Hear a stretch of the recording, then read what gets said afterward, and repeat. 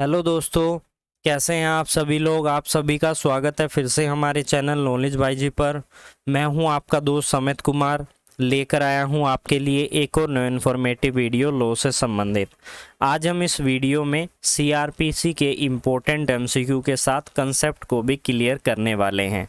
जैसा कि आप सभी को पता है, हम सीआरपीसी पर एक इम्पोर्टेंट सीरीज़ जो है चला रहे हैं, जिस सीरीज़ के अंदर हम डेली कुछ ना कुछ इम्पोर्टेंट एमसीक्यू कवर करते हैं, साथ ही अपनी एक इम्पोर्टेंट सेक्शन को भी डिटेल में समझते हैं। इसी तरीके से अगर आप हमारे साथ जुड़कर सीआरपीसी को कंप्लीट करना चाहते हैं तो चैनल को सब्सक्राइब कर लीजिए, साथ ही हमें इंस्टाग्राम पे भी आप फॉलो कर सकते हैं। अब स्टार्ट करते हैं सबसे पहले इम्पोर्टेंट एमसीक्यू के बारे में। सबसे पहला इम्पोर्टेंट एमसीक्यू क्या कहता है, सबसे पहले रीड करते हैं इसको, उसके बाद मैं आपको समझाऊंगा। If a person fail to comply with the term of a notice for the appearance under section 41A subsection A of CRPC or unwilling to identify himself, the police में, यानी कि ये क्या कह रहा है, सिंपली इसको समझते हैं। तो सिंपली ये क्या कह रहा है कि जब भी किसी पर्सन को किसी कॉग्निजेबल ऑफेंस में अरेस्ट किया जाता है तो पुलिस ऑफिसर अगर चाहते हैं कि उसे अरेस्ट ना किया जाए तो उससे पहले उसे क्या करते हैं, वो एक नोटिस भेजते हैं। किस सेक्शन के अंदर, सेक्शन 41A के अंदर, सीआरपीसी के अंदर। तो इस नोटिस के भेजने के बाद अगर वो व्यक्ति उस नोटिस की टर्म और कंडीशन के अनुसार दी गई सभी शर्तों को, उसमें से शर्तों का पालन नहीं करता है, फेल हो जाता है उन शर्तों का पालन करने में, तो ऐसे में क्या किया जा सकता है।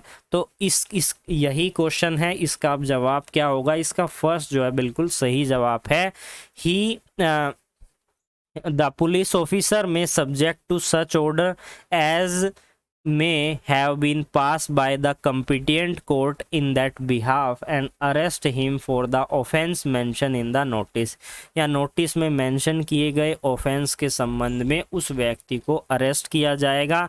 जो भी कॉम्पिटेंट अथॉरिटी के द्वारा, यानी कि कॉम्पिटेंट कोर्ट के द्वारा जब भी ऐसे ऑर्डर पास किए जाते हैं, इसके लिए आपको इस सेक्शन को समझना होगा। आज हम इसी सेक्शन को डिटेल में समझने वाले हैं ताकि आपके इस सेक्शन के एमसीक्यू और कंसेप्ट जो है क्लियर हो जाएं। अब हम बात करते हैं हमारे सेक्शन 41A के बारे में। समझ लेते हैं किस चैप्टर के अंदर आता है। ये चैप्टर नंबर 5 जो बात करता है कि किस तरीके से पर्सन को अरेस्ट किया जाएगा, पुलिस ऑफिसर क्या क्या कार्य करेंगे, कैसे अरेस्ट बनाया जाएगा, इससे रिलेटेड जो है सेक्शन इस चैप्टर में दी गई हैं। बात करें अपने सेक्शन 41A के बारे में, जो क्या कहता है कि नोटिस भेजा जाएगा अपीयरेंस के लिए, किसके समक्ष, पुलिस ऑफिसर के समक्ष, यानी कि पुलिस ऑफिसर जो है नोटिस भेजते हैं कि उन्हें उस पर्सन को अपीयर किया जाए। अब क्यों अपीयर किया जाए, क्योंकि पुलिस ऑफिसर को यह लग रहा है कि उस व्यक्ति ने कोई ऐसा ऑफेंस किया है जो कि कॉग्निजेबल नेचर का है, और पुलिस ऑफिसर को यह लग रहा है कि रीजनेबल कंप्लेंट हमारे पास आई है कि किसी व्यक्ति ने कॉग्निजेबल ऑफेंस किया है, या क्रेडिबल इंफॉर्मेशन उनके पास आई है, या फिर उनको सस्पिशियस लग रहा है, रीजनेबली सस्पिशियस लग रहा है कि इस व्यक्ति ने कॉग्निजेबल ऑफेंस किया है। तो ऐसे में पुलिस ऑफिसर क्या करेंगे, सेक्शन 41A के सबसेक्शन 1 में नोटिस भेजेंगे। अब इसको पढ़ते हैं। सबसेक्शन 1 क्या कहता है 41A का, कि police officer shall in all cases where the arrest of a person is not required under the provision of subsection 1 of section 41। Section 41 काफ़ी इम्पोर्टेंट है, इस पर भी हम आपके लिए डिटेल में वीडियो बनाएंगे, एमसीक्यू भी लेकर आएंगे। आज एमसीक्यू 41A से रिलेटेड था, इसलिए हमने सेक्शन 41A को आपको पहले समझा दिया है।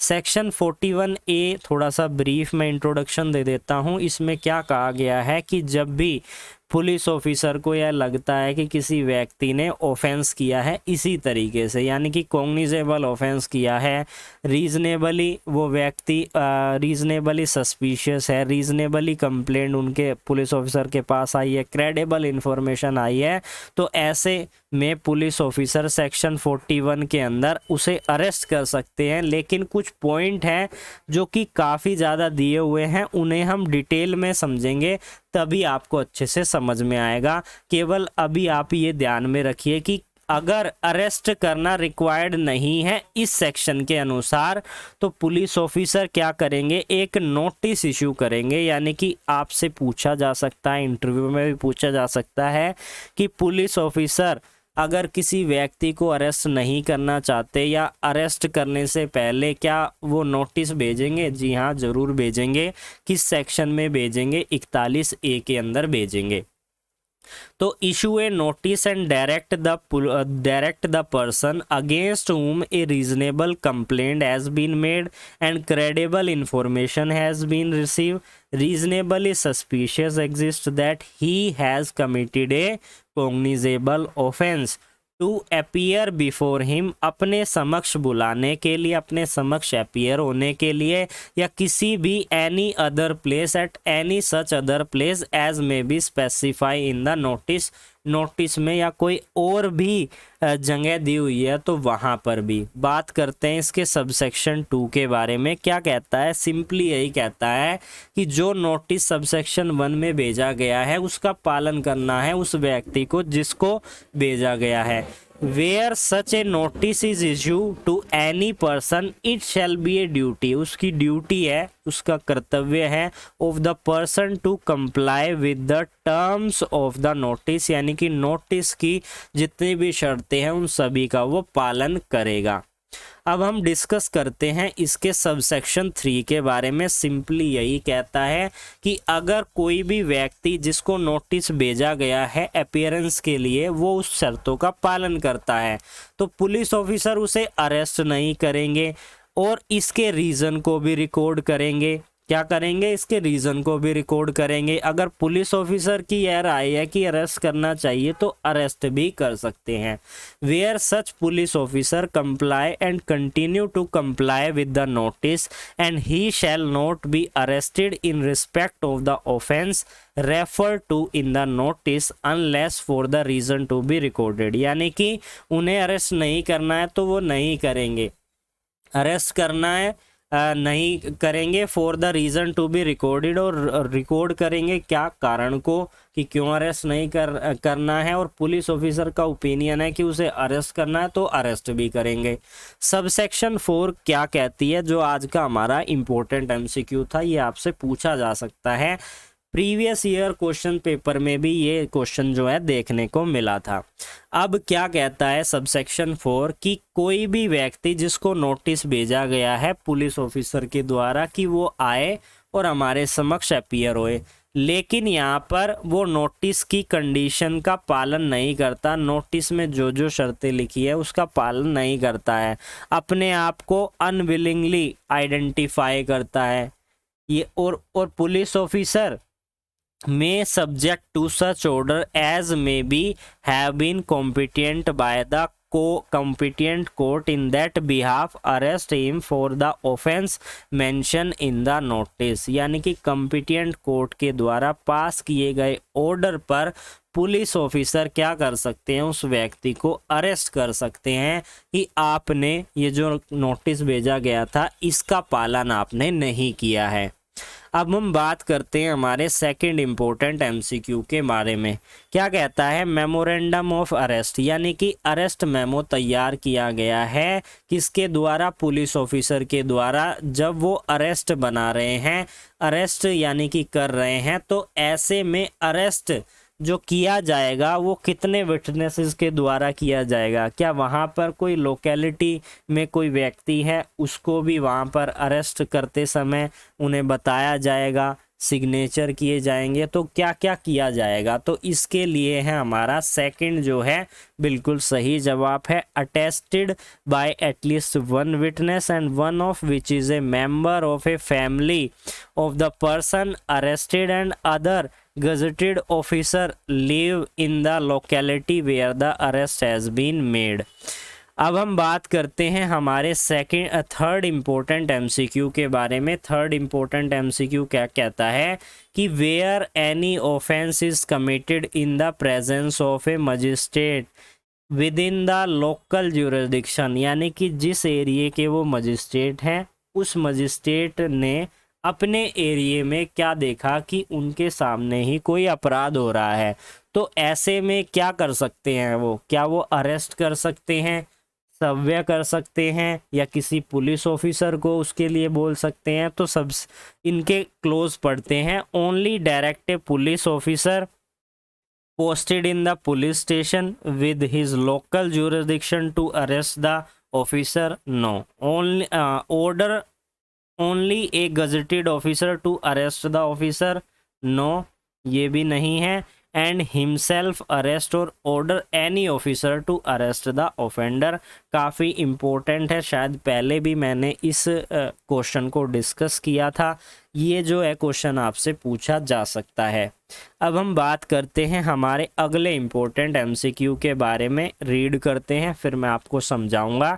If any court has reason to believe that any person against whom a warrant has been issue, यानी कि किसी भी कोर्ट को किसी कारण से यह विश्वास है कि कोई भी पर्सन जिसके अगेंस्ट वारंट इशू हुआ है बाय इट हैज़ एब्सकॉन्डेड, यानी कि वो भगोड़ा है, वो भाग चुका है, so that such warrant can not be executed, यानी कि वारंट निकाला गया था किसी व्यक्ति के लिए, वो वारंट पूरा नहीं हुआ, उस वारंट को एग्जीक्यूट नहीं हुआ। इसका क्या कारण था? क्योंकि वो फरार हो चुका है।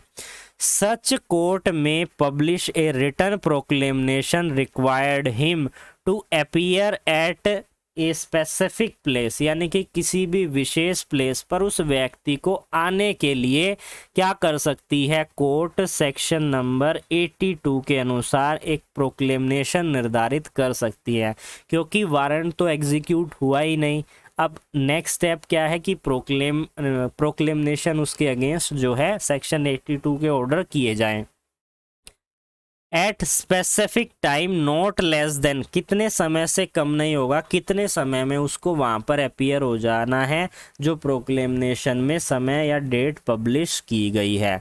क्या उसमें 15 दिन, 30 दिन, 45 डेज या फिर 60 डेज का समय दिया गया है? इसके लिए आपको सेक्शन को पढ़ना होगा।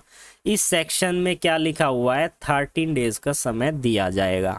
तो इसका सेकंड जो है बिल्कुल इसका सही जवाब है।